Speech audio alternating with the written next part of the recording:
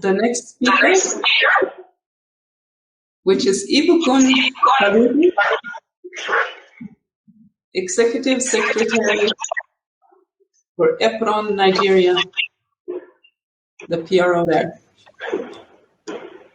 Okay. Good morning, everybody. I'm very happy to be with you today.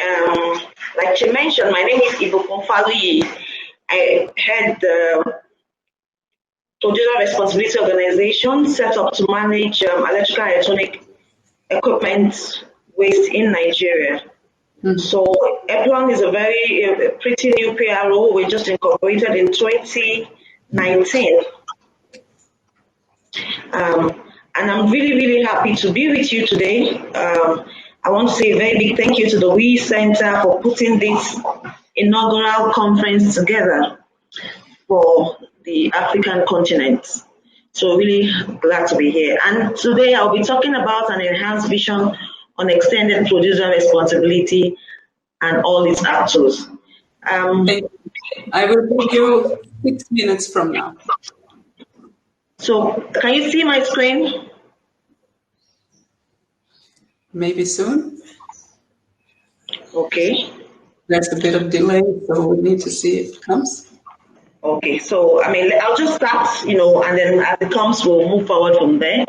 The extended producer responsibility, like we're all aware, is a very important policy strategy that was designed to improve products' environmental impacts by making the manufacturers of the products responsible for the product beyond the life cycle of the product, and even especially for the take-back, recycling, and final disposal of the product. And it was, developed under the underlying principle of the polluter pays. It's expected that as far back as much as possible, you want to shift responsibility back to whoever designed the product. And the aim was ultimately to ensure that that the producers, have incentives to produce, environmentally friendly products, incorporate environmental considerations into the design of the products, and also take responsibility away from the municipality, which does not belong to them. And it has been a very successful scheme. It's been very instrumental, especially in managing electronic waste around the world. Quite a lot of countries in different parts of the world, at minimum or not less than 40 countries, have adopted the EPR approach, and it's been very successful. It's a good thing that we had the WEEE Forum made a presentation earlier. For members of the WEEE Forum alone, PROs in the WEEE Forum that manage EPR schemes, within 20 years, ending in 2019, about 26 million tons of WEEE was collected and recycled in an environmentally sound manner through the PRO system or the EPR system. So we've seen it's quite successful in serving the purpose which it was designed for as a policy.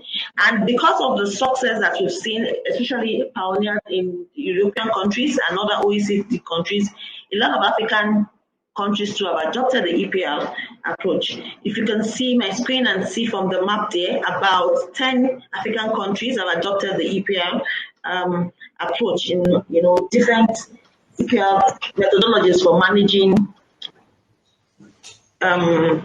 e-waste in the countries. Now, it's quite interesting that at the point when EPR was adopted, the focus was, it was really on the producers, that, okay, producers need to take responsibility and influence every other person within the value chain, all the other stakeholders. It was going to be the producer's responsibility to make it happen and make them align, because it was seen that the producer was one of the most, was a more powerful actor in the system. So they expected to influence even consumers, educators, suppliers in their own value chain, and influence themselves to design products that have minimal adverse environmental impact and improve design that will make it easier to recycle and reduce products.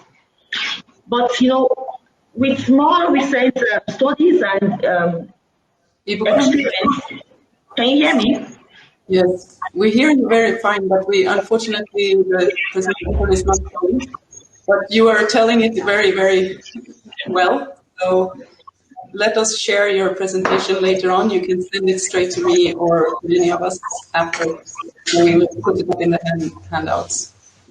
Okay, no problem. I'll drop it in the handout. There is 2 more minutes, one and a half. 1.5 more minutes. So I'll just jump into the the role of the different actors. The government, for instance, is responsible for defining the policies, developing the policies, defining the scope of the EPR scheme, and then setting targets for the producers, and more importantly, enforcing. Because without enforcement, all the entire system that we put in place, all the actors, their product will not be successful.